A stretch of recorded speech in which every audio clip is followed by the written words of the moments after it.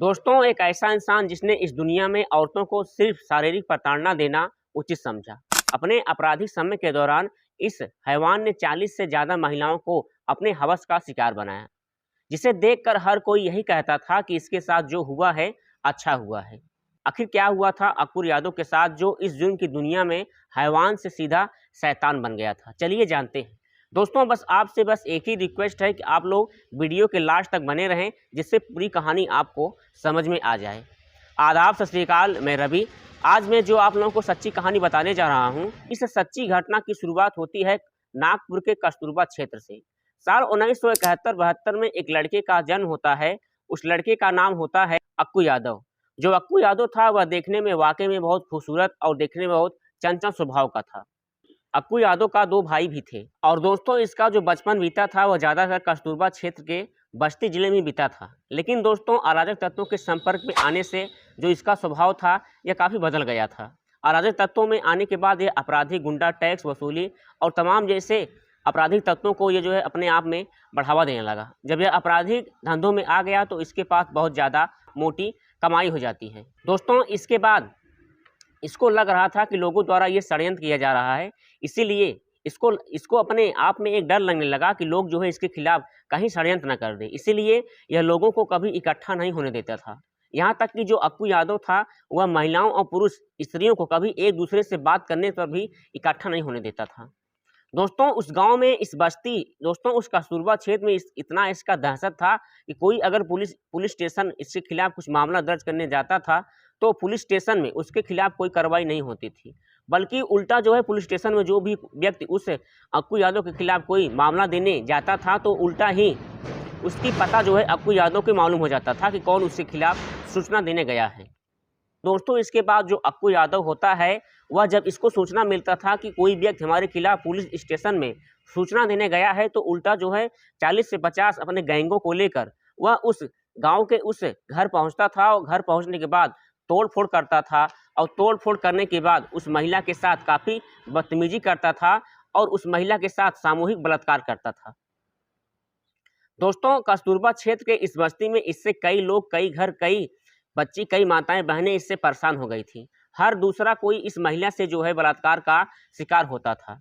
और दोस्तों, यहाँ सोचने वाली बात ये होती है, जो अक्कू यादव था, ये 10 साल की बच्ची को भी नहीं छोड़ा था। 10 साल की बच्ची के साथ भी यह बेरहमी से जो है बलात्कार कर दिया था।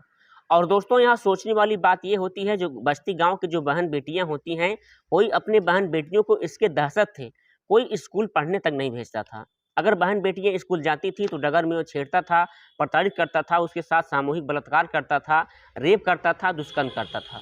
इसीलिए इससे परेशान होकर जो गांव के लोग होते हैं, अपनी बहन बेटियों को अपने रिश्तेदार के घर भेज देते हैं, ताकि वो वहाँ से सही से पढ़ाई कर सकें, एक अच्छी शिक्षा जो है ग्रहण कर सकें। दोस्तों, इसके बाद जो अक्कू यादव था, अंजना बाबोकर की बेटी की आशा की वह निर्मम हत्या कर दिया था, जिससे 16 साल की बेटी इस नग्न आंखों से देख रही थी। इतना बेरहमी से वह हत्या कर दिया था कि उसकी कान की बाली, उसके हाथ की कंगन, उसके कान और अंगुलियों को तक भी वह बेरहमी से काट लिया था। दोस्तों, इसके बाद एक महिला होती है, जो अपनी जुर्म की कहानी बताते हुए कहती है कि एक बार जो अक्कू यादव था, वह पुलिस की भेष में आता है और आने के बाद हमारे उस दरवाजे को खटखटाता है। और जैसे ही दरवाजों को वह खटखटाता है, तो उसमें से जो है हमारे पति निकलते हैं और सामने वह अक्कू यादव खड़ा होता है। और अक्कू यादव जैसे ही खड़ा होता है, जैसे ही हमारे पति दरवाज़ा खोलते हैं, तो दरवाज़ा खोलने के बाद मेरे पति के ऊपर 4-5 चाकू उस जांघ पर मार देता है, जिससे हमारे पति पूरा लथपथ हो जाते हैं। और हमारे पति को बहुत ज़बरदस्ती के साथ वह बाथरूम में लेकर जाता है और बाथरूम में ले जाने के बाद उन्हें बंद कर देता है और मुझे घसीटते हुए, मेरे बालों को पकड़ते हुए मेरे साथ 4 से 5 घंटे लगातार रेप करता रहता है। इसके बाद वह महिला बताती है कि एक पुरुष को जो है अपने आँखों से वह नंगा नचाते हुए सभी परिवार वालों के सामने उसे सिगरेट से जलाते हुए, कहीं घसीटते हुए, कहीं मारते हुए लेकर जाता रहता था। दोस्तों, इसकी कहानी इतना ही नहीं होती है। यह जो है गाँव में एक बहन की शादी हुई थी, एक बेटी की शादी हुई थी। उस बेटी की शादी जैसी होती है, तो उसी दिन उस बेटी को अपने उस डोली से उठा लेता है। उठाने के बाद उसकी साथ बलात्कार करता है और बहुत बेरहमी से मारता पीटता है और दुष्कर्म भी करता है। और दूसरी तरफ एक लड़की की फिर वह बेइज्जती करता है। बेइज्जती के साथ जब वो लड़की कुछ हटने का प्रयास करती है तो उस लड़की की वह स्तन काट लेता है। उसके साथ बेरहमी से कई टुकड़े काट कर उसके मौत को घाट उतार देता है।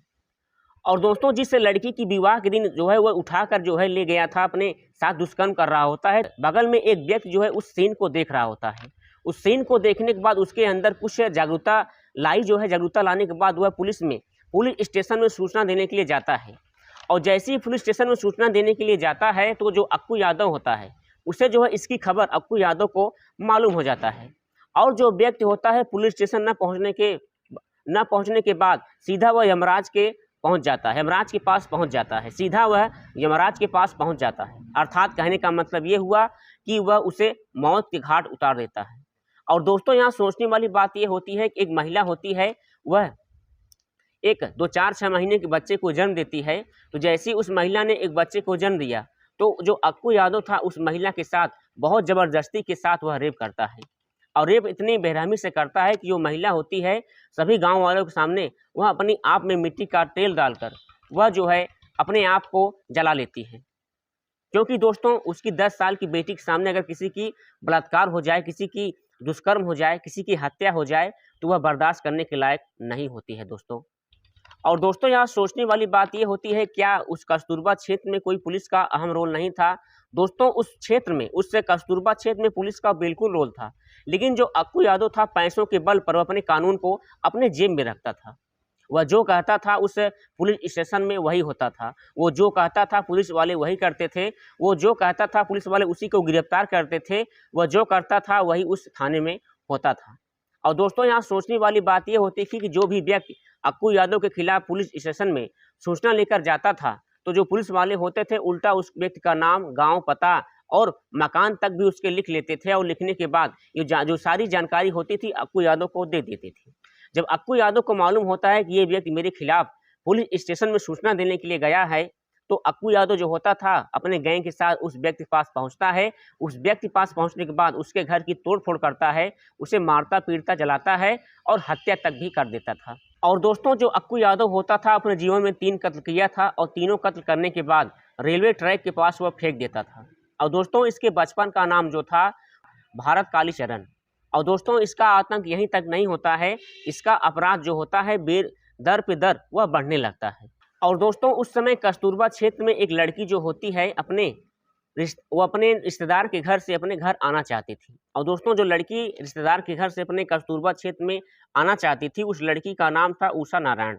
जो उषा नारायण थी वो अपने माँ से, पिता से बात करती है कि मम्मी, मैं अपने घर अपने गांव में आना चाहती हूं। लेकिन उसके घर वाले माता पिता समझाते हैं कि बेटी आप इस गांव में मत आइए। इस गांव में अक्कू यादव का इतना दहशत है कि आने के बाद तुम भी अक्कू यादव का शिकार हो सकती हो। लेकिन दोस्तों, उषा नारायण जो होती है वह जिद कर लेती है कि नहीं माताजी, पिताजी, मुझे इस गांव में आना है, मुझे अपने गांव के साथ आपसे मिलना जुलना है।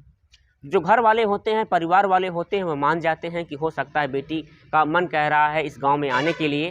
तो जो गांव में जब बेटी आती है तो आने के बाद जैसे उषा नारायण उस गांव में आती हैं तो उनके पड़ोस के बगल में वह जो अक्कू यादव होता है 40 गैंगों के पास उस गांव में उस पड़ोस के बगल में पहुंच जाता है गुंडा टैक्स लेने के लिए।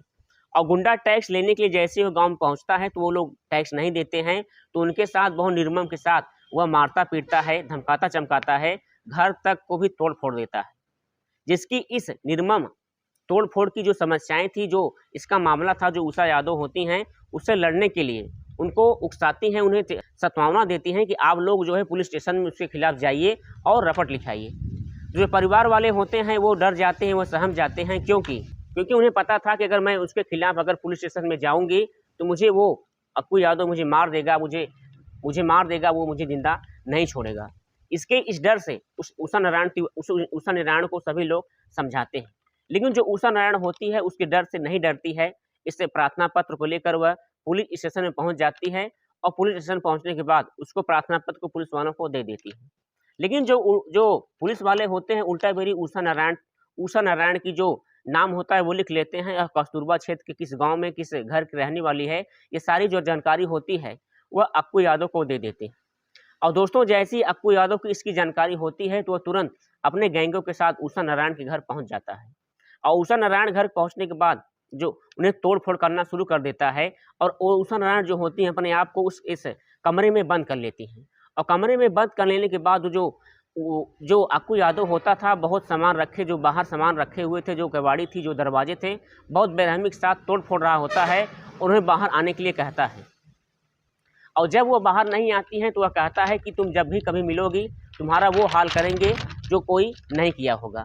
तुम्हारे साथ बलात्कार नहीं करेंगे बल्कि तुम्हारे साथ तुम्हारे मुँह पर तेजाब डाल के पूरे गाँव में तुम्हें नंगा नाच नचाएँगे। और दोस्तों इधर सोचने वाली बात ये होती है, इधर जो इसके बाहर गैंग थे सभी लोग उषा यादव को नंगा नाच नचाने के लिए तत्पर होते हैं। इसके बाद जो अक्कू यादव होता है बहुत बेरहमी के साथ उसके घर में तोड़-फोड़ करता है और उन्हें मारने धमकाने के लिए बहुत उतावला होता चला जाता है। लेकिन जो उषा यादव होती हैं वह कहती हैं अगर तुम लोग मेरे घर में घुसने के प्रयास करोगे, जो गैस होगा मैं गैस को खोल दूँगी और गैस ब्लास्ट हो जाएगा, तुम सभी लोग हमारे साथ भी मर जाओगे। और दोस्तों जो उषा यादव होती हैं वह सच में ऐसा करने वाली थी, लेकिन जो अक्कू यादव होता है वह सोच रहा था कि लड़की की जात भला क्या कर पाएगी। लेकिन जैसे ही उस गैस के पाइप को उन्होंने खोला तो उसका गंध जो होता है वह बाहर जाने लगता है। और जैसे ही उस गंध बाहर जाने लगता है तो वाकई में जो अक्कू यादव होता है उसके गैंग वालों को मालूम चल जाता है कि अगर हम लोग अंदर हिलेंगे तो सही में हम लोग ब्लास्ट हो जाएंगे, हम लोग मर जाएंगे। इसीलिए वह तुरंत वहाँ से भाग जाता है। और दोस्तों ऐसी पहली बार हुआ था कस्तूरबा क्षेत्र में कि जो अक्कू यादव अपने बिना मकसद को पूरा किए वहाँ से लौट गया हो। जैसे ही वहाँ से लौटता है तो इसके बाद जो गांव की महिलाएं होती हैं उनके शरीर में जान आता है और उन्हें जीने की एक नई मकसद मिल जाता है। इस घटना से जो कस्तूरबा क्षेत्र में जो लोग मर की ज़िंदगी जी रहे होते हैं उनके अंदर एक नई जान आ जाती है और वो एक घटना से काफ़ी डरे हुए थे, वो अब डरे हुए नहीं रहते हैं। इसके बाद गाँव के सभी जो महिलाएँ होती हैं, सभी जो गाँव के बुजुर्ग होते हैं, सभी जो आदमी होते हैं अपने डंडों के साथ उस अक्कू यादव के गैंग ऊपर प्रहार करते हैं और जो प्रहार करते हैं, प्रहार करने के बाद जो अक्कू यादव है अपनी जान बचाकर वह पुलिस स्टेशन में भाग जाता है और भागने के बाद अपने आप को बचाने की कोशिश करता है और गिरफ्तार करवा लेता है। और दोस्तों यहाँ सोचने वाली बात ये होती है कि जो अक्कू यादव के गैंग के लोग होते हैं उनके घर और अक्कू यादव के भी घर गाँव वाले महिलाएँ बुजुर्ग मिलकर उसे जला देते हैं। और जैसे ही उसे जला देते हैं उसके बाद 6 अगस्त को उसे गिरफ्तार किया जाता है। गिरफ्तार करने के बाद उसे जेल में डाल दिया जाता है और उस गांव में इतना दहशत हो गया था, गांव वाले इतना जान में जान डालकर सभी में एकता आ गया था कि उसे मारने के कगार पर सभी लोग इकट्ठा हो जाते हैं। और दोस्तों तभी गांव वालों को मालूम हो जाता है कि जो अक्कू यादव है वह जमानत से छूट जाएगा। इसलिए जो गाँव की महिलाएँ होती हैं, जो गाँव के लड़के होते हैं, जो गाँव के सभी लोग जो सब्जी काटते हैं उस चाकू ले लेते हैं, जो डंडा होता है उस डंगा ले लेते हैं, टेंगारी ले लेते हैं, हंसिया ले लेते हैं, तमाम ऐसे औजार लेकर वह कोर्ट में बैठ जाते हैं। करीब 2-2.5 से महिलाएं जो होती हैं उस कोर्ट में जाकर बैठ जाती हैं और उसके फैसले का इंतजार करती रहती हैं। और दोस्तों इधर जो अक्कू यादव होता है वह अपनी पुलिस की कड़ी सुरक्षा में आते हुए कोर्ट में हिलने का प्रयास करता है। तभी उसको एक महिला मिलती है जिसके साथ वह बलात्कार किया था। और जब वह महिला उसे देखती है तो देखने के बाद उसको अपनी बलात्कार की जो दुर्दशा होती है उसे याद हो जाता है। और याद होने के बाद जो महिला होती है वह बहुत निर्मम जो है अपनी हत्या को, अपनी दुर्दशा को याद करती है। तभी जो अक्कू यादव होता है उस महिला को बेश्या तमाम जैसे गंदे शब्द का प्रयोग करती है। तो जो महिला होती है वह जो है कोर्ट के फैसले का इंतजार करती रहती है। और तभी जो तमाम महिलाएं होती हैं बिना कुछ समझे बूझे जो मिर्च का पाउडर होता है और जो तमाम जो पाउडर लिए हुए आए हुए थे वो अक्कू ऊपर डाल देते हैं और उधर पुलिस के ऊपर पत्थर ईंट डंडों से प्रहार करना शुरू कर देते हैं। और दोस्तों जो इधर अक्कू यादव होता है अपनी जान बचाने की कोशिश करता है, लेकिन जो महिलाएं बुजुर्ग जो होते हैं सभी लोग उसे दम पे दम मारते, प्रहार पे प्रहार करते चले जा रहे थे। जो कुछ भी महिलाएं शख्स जो औजार लिए थे उस औजार से अक्कू के ऊपर प्रहार पे प्रहार करते चले जा रहे थे। यहाँ तक कि जो कुछ महिलाएं होती हैं अक्कू यादव का प्राइवेट पार्ट भी वह काट लिए थे। इसके बाद अक्कू यादव के ऊपर कम से कम चाकू से ऊपर कई बार वार करते जा रहे थे, कम से कम 100-200 चाकू से उसके ऊपर वार किए थे। और दोस्तों इतना वार किए थे जब तक अक्कू यादव मर नहीं गया। दोस्तों बहुत सोचने वाली बात यह होती है कि 32 साल की अवस्था में अक्कू यादव ने अपने प्राण को त्याग दिया। इसके बाद जो पुलिस होती है उसमें से कम 5 महिलाओं को उषा सहित सभी को गिरफ्तार करती है और 200 महिलाओं के खिलाफ नाजायज मुकदमा दर्ज करती है। लेकिन इसके बाद दोस्तों कोर्ट में कुछ ऐसा होता है कि सभी जो महिलाएं होती हैं वह छूट जाती हैं। दोस्तों अक्कू यादव के साथ जो हुआ कोर्ट में काफ़ी गलत हुआ, लेकिन दोस्तों उन्होंने भी बहुत महिलाओं के साथ गलत कांड किया था, इसीलिए इसकी सज़ा उसको यही मिलना चाहिए था। दोस्तों इस कहानी को सुनकर आपको कैसा लगा कमेंट सेक्शन में ज़रूर लिखें। अगर आपको हमारा वीडियो पसंद आया हो तो हमारी वीडियो को लाइक कर लीजिए, सब्सक्राइब कर लीजिए ताकि सीधा सच्ची घटनाओं की जो कहानी है आप तक पहुंच सके। मिलते हैं एक नई एपिसोड के साथ, तब तक के लिए धन्यवाद। जय हिंद, जय भारत।